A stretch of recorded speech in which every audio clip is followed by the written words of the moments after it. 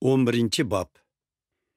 Medialik Darius hükümranlığının birinci yılı, men baş perişte Mikailga yardım berip, uni qoğdap turgan idim. Perişte yana mundaq dedi. Emdi men sana haqiqi buladigan işlarni etip berey. Persiya patşalıqıga yana 3 padşah hükümranlık kılıdı.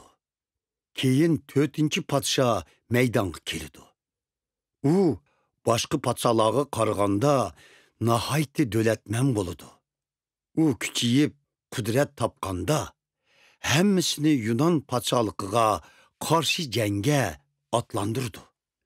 Onundan keyin yana bir küçülük padşah meydanga çıkdı. U çoğun hukukni igilep özü halıgını kılıdı. U kudret tapqanda patşalığı 4'gü bölünüp ketidi. Taxtiga avlodlari varislik qilolmaydi. Uning taxti yildizidan qo'milib tashlanib, boshqalarga berildi.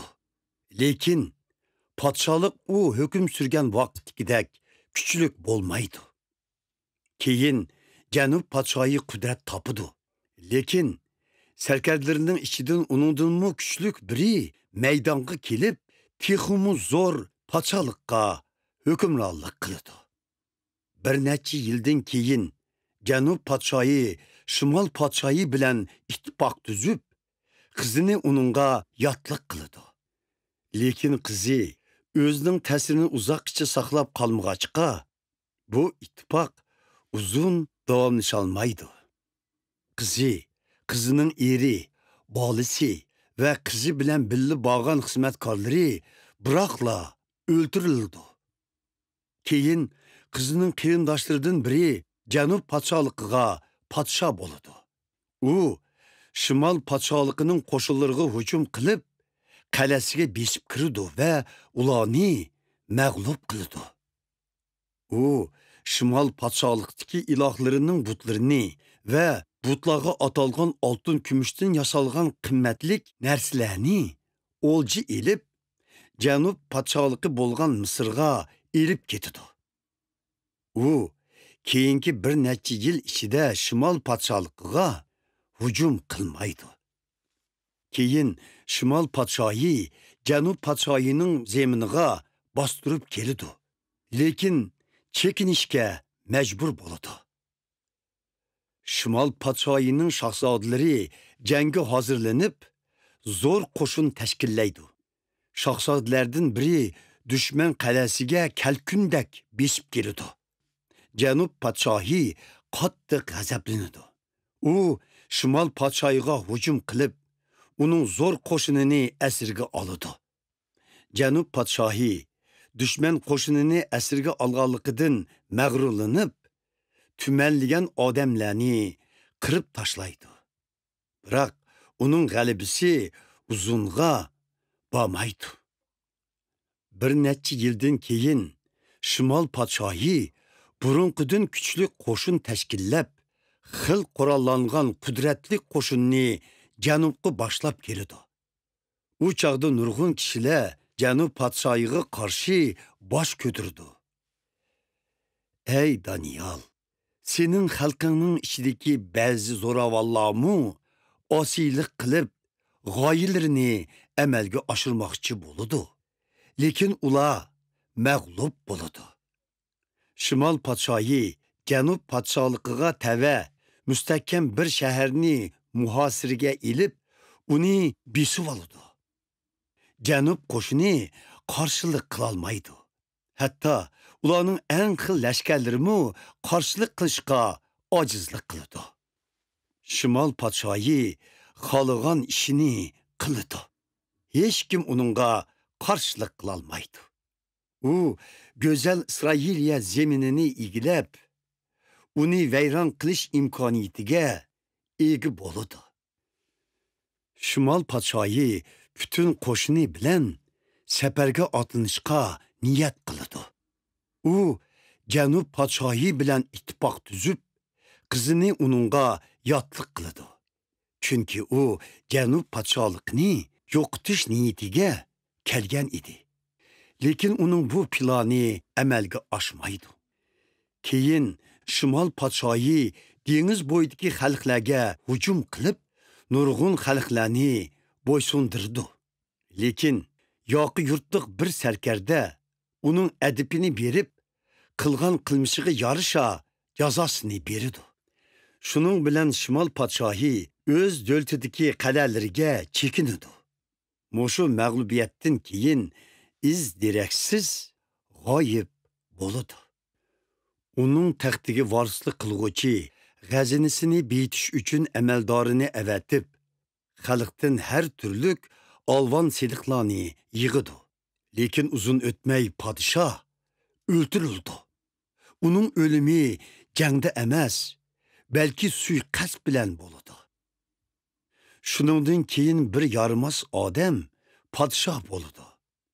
Uning taxt varisi bo'lish huquqi bo'lmasa-mu, ammo u boshqalarning tayyorliksiz turgan paytidan foydalanib, hiylagarlik qilib, podshohlikni tortib oldi. U o'ziga qarshi chiqqan qo'shinlarni, jumladan Ahdi shahzodasini yo'qotdi. Kelishim tuzish orqali boshqa xalqlarni aldaydi. Gerçi uningga agashganlar oz bo'lsa-mu, ammo u borgan siri qudrat topidi. Boshqalar tayyorliksiz turganda boyliqi mo'l o'lkalarga tajovuz qilib kirdi.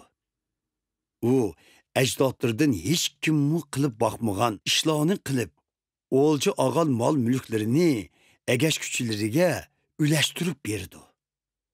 U qal'alarga hujum qilishni planlagan bo'lsa-mu, ammo uning kunlari uzunga bormaydi. U zo'r qo'shin to'plab, butun kuchi bilan Janub podshoyiga hujum qildi. Janub podshoyimi qudratli qo'shini bilan jangga otlandi. Lekin Janub podshoyi suiqasdga uchrab, jangda g'alaba qila olmaydi.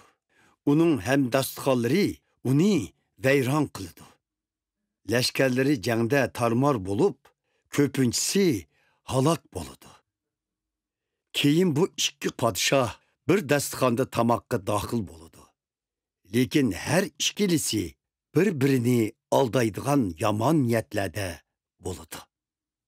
Ammo oqibati Xudo belgilagan vaqtda yuz beradigan bo'lg'achqa, ularning planlari amalga oshmaydi. Shimol podshohi nurg'un g'animatlarni ilib yurtiga qaytdi. Lekin u Xudoning muqaddas ahdisiga qarshi turish niyatiga keldi. U yo'lda xalqini qilib, ondan o'z yurtiga qaytdi. Vaqti kelganda Shimol podshohi janubga yana besib keldi. Lekin bu qitimki ahvol ilgirkiga o'xshamaydi. Ketimliqlarning kemlari uningga hujum qilib, uni qo'rqitib etdi. U chekinishga majbur bo'ldi. Shimol podshohi muqaddas ahdining kishilariga g'azab qilish orqali ochiqini chiqirdi va muqaddas ahdini tark etuvchilarni mukofotlaydi.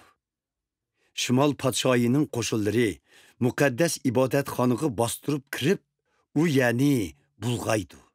Kundalik qurbonliklarni to'xtatib, vayronchilik ilib keladigan yirkinishlik bir narsani muqaddas ibodatxonaga o'rnatdi.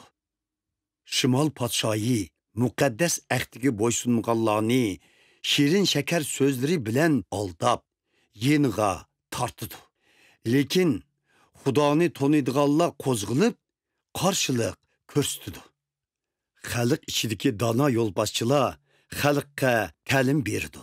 Lekin dono yo'lboshchilarning ba'zilari ma'lum mezgil ichida jangda halok bo'ldi. Ba'zilari o'tda kuyib o'ldi. Ba'zilari bo'lsa asirga tushdi yoki bulang-talangga uchraydi. Qiyinchilik mezgilida Xudoning xalqi ozg'ina yordamga erishdi. Nurg'un kishilar ularning saflariga qo'shilgan bo'lsa-mu, ammo ularning ko'plari chin niyatlari bilan qo'shilmagan edi.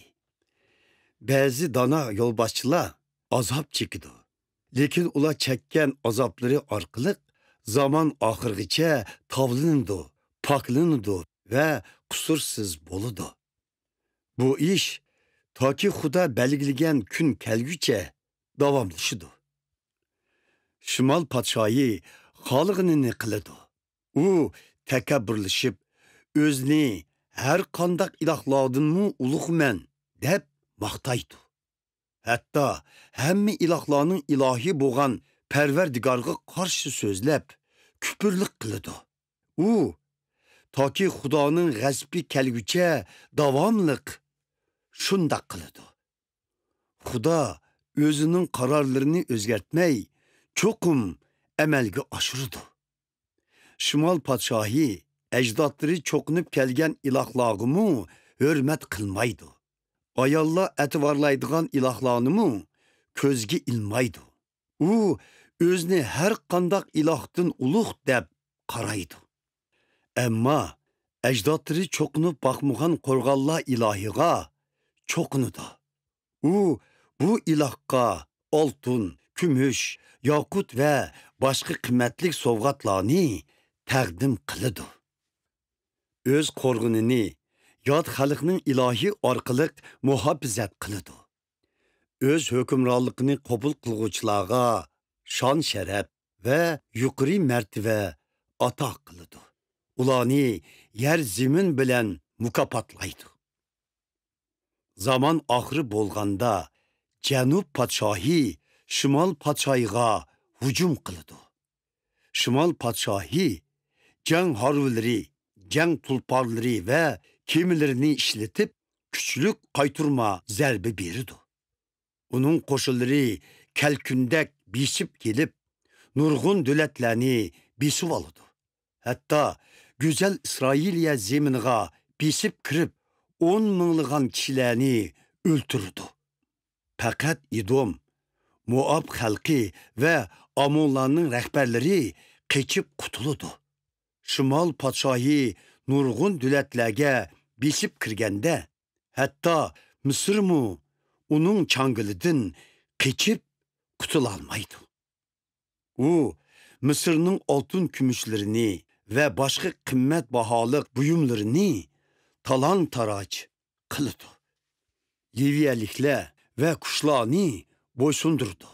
Keyin şerq ve şimaldın kegen haberle Şimal padşahini alakzadı kılıdı. O gazaplanıp hücumgu ötüp düşmanlarını tel töküz yoktudu. O deniz ve İsrailiyedeki körkem mukaddes tağ arsığı berip o yerde şahane çedirini tikidi. Ama o şu yerde can berdi. Hiç kim onu kutkuzup alalmaydı.